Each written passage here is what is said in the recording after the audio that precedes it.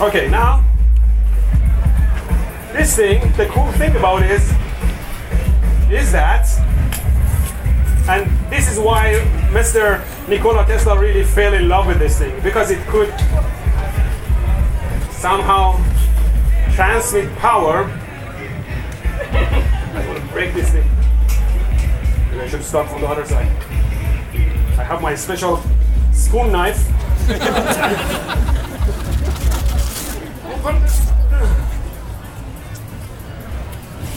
Hold it like that. We don't need to take it out from there. It should still turn on. Yeah, for sure. Okay. Now, let's start a little bit higher. You can hold it with one hand and bring it close. You increase the power. Do you see it blinking?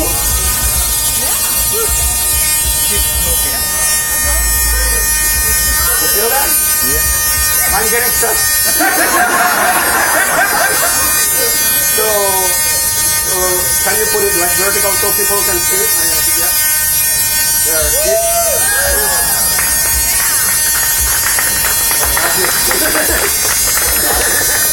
Not strong enough. So yeah. Let me turn it up. Nice noise. Well, thank you very much, Steve.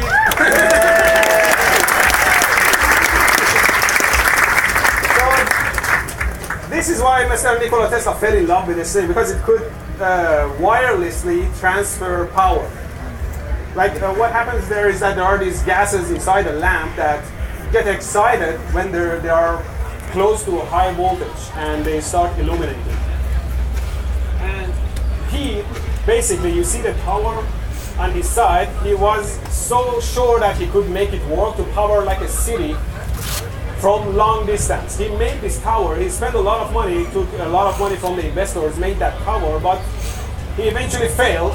Some people say that the government took over his designs and the government destroyed them because of the fuel companies again, and then destroyed Nikola Tesla's lab. But no, government is not hiding anything from us. Government is hiding everything from us, but this is not one of them, okay? Maybe the government took over his designs and spent a lot of money to research, and then they realized that, oh, it's not possible. So they wasted their time anyways.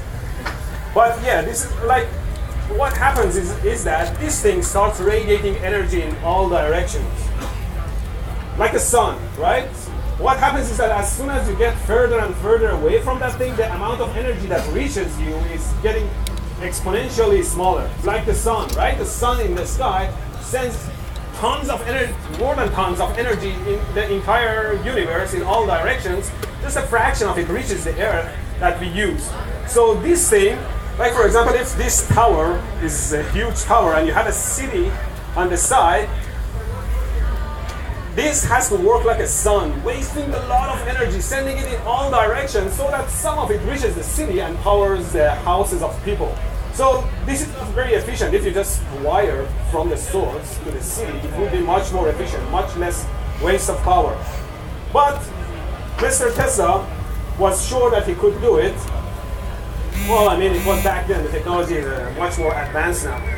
He was pretty sure that he could do it. So closer to the end, when he was older, he wanted to get money for his project. He started claiming that there are other things like some sort of free energy, or he had these death rays that he could shoot the airplanes down with electricity. So he started making those claims so he could fundraise from the government, in my opinion, to fund his tower and make it work. And well, they started understanding that this won't work, so they didn't fund him.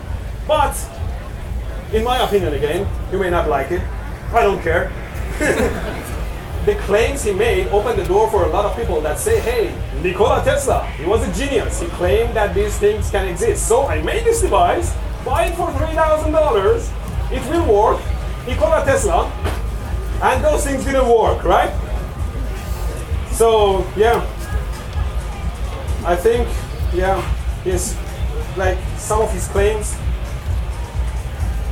started hurting the science, in my opinion. Again, that's my opinion. Don't get angry with me.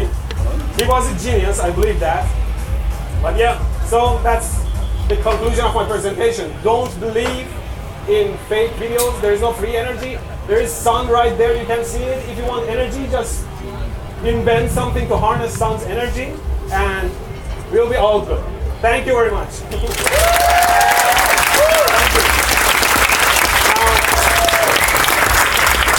If you have any other questions or you want to play with my fan here or whatever, you can ask.